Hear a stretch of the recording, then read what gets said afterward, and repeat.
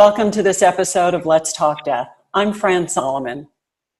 And I'm Andy McNeil. And we're thrilled to be your host for these conversations. Let's Talk Death is brought to you by Heal Grief, a social support network creating community after someone has died. Everything we do is inspired by our core belief that no one should ever grieve alone. Our goal with this program is to have a friendly chat with some amazing people so we can help normalize and educate our Heal Grief community. Our guest today is AnnaLynne McCord.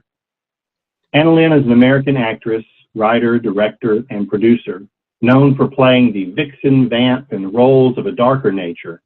AnnaLynne first gained prominence in 2007 as the scheming Eden Lord on the FX television series Nip Tuck.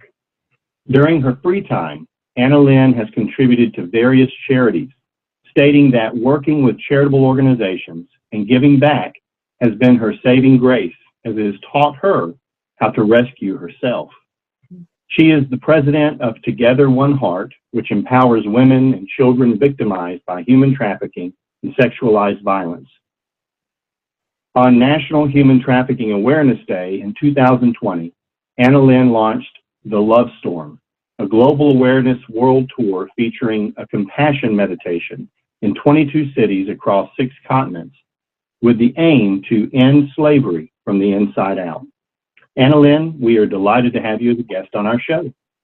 Thank you. I'm glad to be here. Obviously, our 22 city world tour has been put slightly on hold due to the lovely coronavirus, but it is still happening, and we're doing some virtual activities to kind of maintain the campaign at this time. So, Wonderful. Just for everyone listening. Wonderful. So, AnnaLynne, you have been very public, sharing your personal stories of being sexually abused as a child and how you were sexually assaulted as a young woman. All life-altering and very traumatic events. Yet we'd like to touch on another, death loss. Who in your life has died, and how might that or those deaths have changed you? Well, first of all, I would like to say to both you, Fran, and Andy, thank you guys so much for creating a podcast in a space like this for people to feel that they're not alone, which is a lot of times what loss and abuse and trauma can feel like. I know for me personally, I would hide my pain, so I know that there are people like that. So it's beautiful that from the comfort of your own space, you can listen in and feel that there are other people out there like you. To answer your question, I've experienced varying degrees of loss. I had my grandmother, my mother's mother, passed a couple years ago from breast cancer. She had developed dementia as well. And so it was, my mom talked about grieving the loss of someone still alive and how that can be so painful as well. But I remember my mother's biological father, and though he wasn't that much in our lives, we lived in Atlanta. My mother was from Savannah originally, so about 5 hours driving distance apart. And my biological grandfather and my grandmother divorced very early into my mom's childhood, and so there was a bit of a disconnect. But I remember being driven down to South Georgia to go to a funeral when I was about 10 years old for this, grandfather who was kind of ambiguous to me. But my mom was having to explain to me that he didn't die of the things normal grandparents die of, that he had decided to take his own life. And I remember it being really profound to me, and in the sense of how it made my body feel very disoriented. Like I didn't understand what I was really hearing, and I didn't understand why someone would choose to die at that time. And I remember the nature of it. And even as I was older, it was still something I would go back and talk to my mom about, like, why did he do this? And the nature of it was very shocking. No one had seen any signs. And this is oftentimes what we know now of individuals who take their own lives, that there's suicidal ideation, and that happens to a lot of us, actually. And then there are people who you just never see it coming. And this incident happened. And later, in talking to my mom and trying to process it and understand it, she explained to me how he did it, because I was the kid who's like the but why kid, and like I need to know how everything works, and it's like, you know, break it down for me. And I think intuitively my mom knew that I could hear this, but it is, you don't know, how do you deal with this with children, and what do you say? And she told me what happened. He had made sure that the family was not in the home. And he had parked the car inside the garage, closed the garage, and put a hose from the back of the car into his window. And that was really, I remember trying to process that as a kid and wonder, can a car kill you when it's not running over you? I mean, all the things that as a child you try to, think of, and I didn't understand the toxins and all of that, and processing, again, still going back to someone taking their own life. And as an adult, a young adult, my mom told me a part of the story that I didn't know. And it was that the work that he was doing was basically, he felt that he was a part of something that was taking from these, small businesses and poor families in order to make other people very wealthy. And it was that he was a brainiac. He was so intelligent, and his computing skills were amazing, and he was their accounting department. And he had done the math on the devastation that his life was causing. And this would have been in the 90s, when I think we had a recession, if I recall, from history, not from remembering it as a kid. But he wrote on a legal pad one word: relieved. Wow. And obviously I couldn't have understood that as a child, but as an adult, to this day, it has a profound effect. Like, I feel the upset in my, stomach and chest area just thinking about it, because it's like to feel the weight of the whole world on you, that the only way out is to leave this earth, is something that was so hard to process as a child. And then, as you mentioned, things that I've been through would go on to lead me to being in a place where I was at that very place in my own life, and questioning whether I wanted to stay on this earth. And I think that in kind of seeing it early, and maybe having the concern and the understanding from my mom, like just how it leaves people just hanging, like with no understanding, really, like feeling so left out of that person's world. Maybe a part of that is what stopped me from, swallowing those pills that I was about to take at this one point in my life, about 10 years ago. But I remember, I remember just that it's the finality, really. There was just no matter what my mom said, I never got it. I could never really get why and what had happened. And I did at that point at 10. I think you are, quite precocious, and even more so than perhaps adults give you credit for. But I think that there are certain types of death when we lose someone too soon, or we lose them under circumstances that we can't fully fathom, that you just have this part that's unwritten. It's a book unfinished, right? And how that translates and how that affects you might not even know on a conscious level. I don't think that I, could possibly have a full ability to even articulate what it might have done, but it's so profound in my memory that it clearly had such a huge effect on me, in the sense of, and it was less perhaps grief and more just absolute confusion, just like I just didn't understand. And it's interesting that you describe it as something so large, and it was large. It is large to, first of all, have someone die, also to have them die by suicide. Think about when you're a kid and everything looks bigger as well. yeah, How that, how that stays with you in your life. But I wanted to remark on something that you said for his last, thing that he wrote was relief. It reminded me, there's a Edwin Schneidman, Dr. Edwin Schneidman, they called him the father of suicidology. Okay. Most of his work, he worked with people who were suicidal at one point or another, or some people who actually ended up killing themselves and some people didn't. And one of the things, he came up with a term.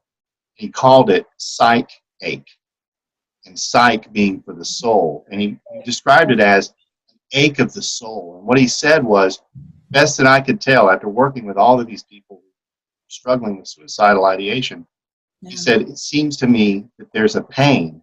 It's not a physical pain. Yeah. It's a psychological, emotional, social, spiritual pain. And it's something that people have. And for whatever reason, there are some people who come to the place saying that they have such an ache in their soul. The only way to get that to stop is to not be here anymore. Yeah. It just made me think of how he defined that sense of psyche, and to hear that was there. And then the things that happen in our own lives that bring us to that point, right? Where there's just, you can't really put words to it to help other people understand that emotional, spiritual pain. Absolutely. And I think the thing that resonates with me, being on both sides of the spectrum and experiencing my own battle with this, and kind of coming back as an adult and asking my mom, your dad did this. There were attempts on her side of the family. Is this genetic? Am I like this because of, my chemicals, and trying to kind of understand it. I often have described it as, and I love that what you said, because it really resonates with the way I see it. It's like we live inside of this body, right? The body is our house, the way I see it. And if the temperature is too hot in the house, it's uncomfortable to be in, right? Use a little tiny space and it's turned up to 100 degrees. And it makes everything I think, everything I do, everything I feel that much more intense. So if the pressure builds too much, I just don't want to be in the house anymore. I want out. I want out of this house. And I remember that when the incident happened for me, and I felt like I was in a pressure cooker. And I had the pills in my hand. I was like ready to do this. I was alone in a hotel room in Madrid in Spain for 36 hours with the curtains drawn. And it was the middle of the night here. And I actually did reach out and no one answered because it was the time difference. But it was building and building. And I was at this place where I was about to do it. And it was so much pressure. And I just screamed, like actually out loud. And to this day, I swear that the scream actually was the thing that saved my life, because it got this intense. It was like I let open a window. Like I just got enough air in that I could breathe for one moment and stop everything. I actually think that what I screamed was stop or something like that, because it was just like a freight train going through my mind and my body's pressure just building and building. And I think that, thinking about going back to my biological grandfather's one word, as you said on the page, like I think of all the people. I think of his wife seeing the word, he was remarried, and like his my mom, like just that's like, that was all he could give, and that's all they got. And like every part of it is just heartbreaking. And in the moments that I was in this pressure cooker for myself, I don't think I'm selfish. I think I'm a burden, really. And that word that he wrote, relieved, sums it up. Like, we don't do this because we think we're being selfish. And yet at the same time, it devastates everyone. You don't end the pain, you just transfer it. And I think that was, in coming to terms with everything and how I got to that place, getting all the way back and kind of revisiting the memories of my grandfather and talking to my mom about it, and then kind of being at the place that I'm so grateful for my life now. And I wake up every morning and I'm thankful for every step of the way, and that I have this empathy that I can see both sides, that I'm not angry at someone like my granddad who couldn't see any way out, because I get it. And I'm also thankful that I was in that moment able to somehow alleviate that pressure so that the relief didn't have to come from the end of me, but it could be a part of the solution. And I think that that's kind of, where I'm at now in the spectrum of it. You've done a lot of work with what you refer to as your own PTSD. Can you share a bit about that? Absolutely. And I think that PTSD, I love that you talk about all these topics, Fran. It makes me really happy because there are things that there's a lot of misinformation out there. There's a lot of things we don't fully understand. And PTSD isn't just, related to war, and it's not just related to abuse. Loss is one of the biggest things on the list of what can cause post-traumatic stress. And, whether you lose a loved one, whether you lose your home in a natural disaster, whether you go through a divorce, you can have that level of stress on the nervous system. And so for me personally, dealing with PTSD, first kind of what it looked like in my life, right? Is some people have like full-on panic attacks all the time. I didn't have that. I had a very muted sense of chronic anxiety, which is actually worse on the body than having a big panic attack. A lot of people who have panic attacks also have chronic anxiety, so it's hard to compare. But long-term stress on the nervous system is one of the number one direct through paths to hypertension and heart disease and heart failure and cardiac arrest, all of that. And so every single day my life looked a little bit like this. Just like what I'm doing right now for those listening, it's just like my shoulders are like close to my jaw, like they're, tight, back is tight, like chest is tight, never getting a full bit of oxygen in. And when I would be in conversations, and I've done a lot of interviews as an actress, obviously, most of which I never remember. I did an interview when I first talked about my sexual assault. And I was talking to the interviewer, and he was like, I've interviewed you before in the beginning of your career. And I was like, oh, I know you did. And I said, but it was Billy Bush, actually. He interviewed me, did like a 5-part interview. And he was like, I said, I remember being there, Billy, at the studio.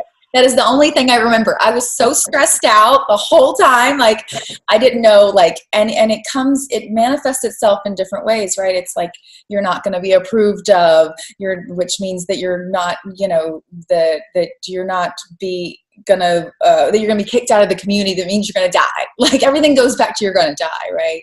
And so the way trauma kind of would create itself in my life was in this chronic anxiety, social anxiety on top of that, because big crowds would make me feel really stressed, and I'd go hide in a bathroom. As soon as I get to an event, I show up at the event, I do the red carpet, and then I run to the bathroom, and I just stand in the bathroom stall, and I'm emailing, I'm doing whatever I need until my body calms down, and then I'm like, okay, I can deal with people, and then I'm gone. So I had different ways that it manifests itself, but it was all relating back to that thing that I was saying about this house being, the temperature being too high inside the house, right? And the trauma that I experienced put me in a life and death situation, whether it was life and death in the sense of an emotional death or, a physical death or what have you, it always experienced the same in the body and the brain. So if I lose someone that I think I can't live without, I love this person, and now they're gone, the heightened cortisol, adrenaline is the same hormone that's secreted, right? That heightened sense inside my body is life and death. And the only thing, and I'll say I'm so grateful for the practice of this one particular breath work that everyone's like, take a deep breath, and I just want to punch them in the face. I'm like, that's not going to help me right now. It actually does help. Ironically, it is the thing that helps. Yeah. But it's a 4-count breath, and it's inhale for 4, hold for 4, exhale for 4, hold for 4, and repeat. And 16 seconds. You can change your world in 16 seconds. And that has helped me immensely with dealing with PTSD in the moment and when those flare-ups come. Reset your body. Yeah. Reset your body. It really does. And it gives you that control, because we know that too much cortisol obviously is poison to your body.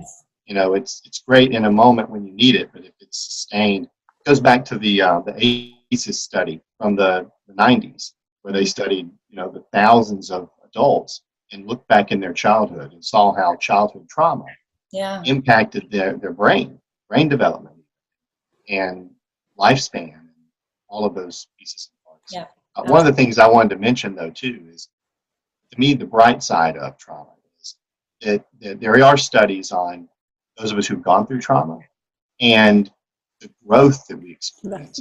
That's what I was going to mention. Okay, so there's a term called post-traumatic growth. Yes, PTG. Yeah, exactly. So, you know, I wanted to mention that, particularly for our listeners too, because it's a struggle when we're living through that. But there's also this piece of us that we know something now that other people don't know. Yeah. It impacts the way we treat other people, the way we even look at our own life, and appreciation for life. Ultimately. Yeah. Well, it also has this ability of making us a little less fragile. And there's a beautiful, I could never remember how to say the actual word in Japanese, but there's a practice in Japan where when a bowl breaks, they paint it with gold in the cracks, and then they put it back together. So it's more beautiful after it's been broken than it was before. So instead of glue, they use molten gold. And so this idea that the transformation of pain and suffering into something more profound and also more durable. You know, the Muay Thai fighters go to Thailand and they kick the banana trees and break their shin, like literally shatter their shin bones so that they calcify and come back stronger. So it's, you know, we feel the pain, we go through it. But if you think back at any moment in your life, there's always a moment you can go back to where you were in pain and now you're not in that pain anymore. So there will be a moment that the future you will look back at this moment, and this moment will be a part of your story that was painful now, but isn't then in the future. And that I often kind of like bring my future self. I'll like write a letter to myself, to me from my future self. And it's like, I know it was really tough back then, but you kicked butt, little girl, you did it, and I'm so proud to be who I am today because you hung in there. And I'll find these letters sometimes I'm like crying, but it's, you know, sometimes it's being able to kind of pull back. I'm an actress, so I'm like, if you can pull back to the master shot, you see the big picture, right? And it's the scope of the whole movie versus just one scene.